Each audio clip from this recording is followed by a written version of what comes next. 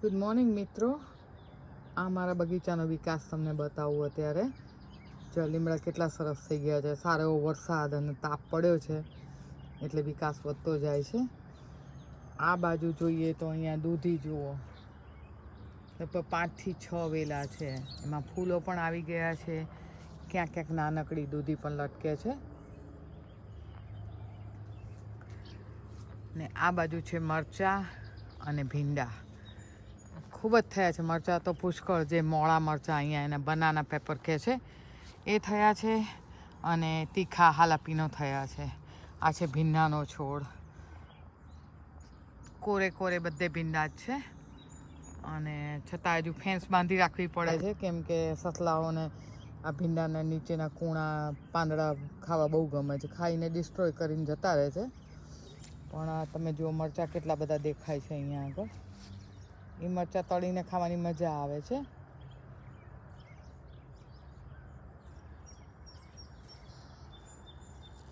આ બાજુ છે ચોળી અને પાપડી.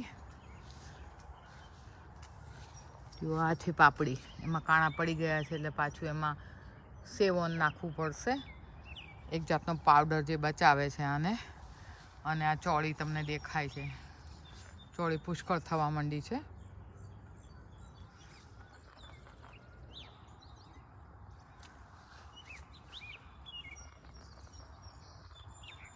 જે આ પર્પલ કલરના ફૂલ છે એ બધી પાપડી છે. અને પાપડીઓ ઘણી બધી થઈ જાય છે. એમાં વિકાસ થાય એટલો બધો થાય કે ચોળીને બિચારીને દબાવી નાખે છે. અને અહીંયા છે ટમેટો અમારા. સો તમને કાચા ટમેટો દેખાય છે. એકાદું પાક્યું છે, હજુ બહુ નથી પાક્યું પણ પાકી રહ્યું છે. કદાચ કાલે તૈયાર થઈ જશે. અહીંયા એક પાકેલું છે, મોટું બતાવે છે.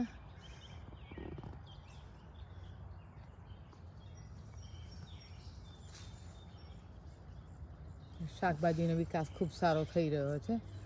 આ મહિનાની ગરાક છે. કદાચ એ મહિના પછી ઠંડી પડવા માંડશે એટલે પછી વધવાનું બંધ થશે. અહીંયા જો પાપડી દેખાય છે, નાની નાની છે હજુ તો, પણ ટૂંક સમયમાં તૈયાર. પાપડી અમે પછી ફોલીને ધોઈ સાફ કરી ફોલીને ફ્રોઝનમાં રાખી દઈએ છીએ.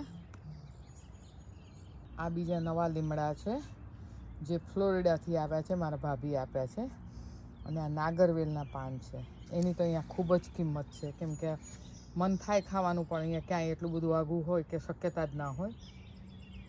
આ ફ્લાવર્સ છે જે વરસાદને કારણે સારા એવા ફ્લરિશ થઈ ગયા છે. આ પાછું પાનનું છોડ આવે છે ત્યાંથી. અને આ લીમડા છે. તો મિત્રો અત્યારે વિરમું છું. Please like, share and subscribe, તો મારી ચેનલ ગ્રો થઈ શકે. અને કંઈ કોમેન્ટ હોય તો જણાવશો. આ દૂધી અમારી પડોશીની ફેન્સની પેલી બાજુ જાય છે.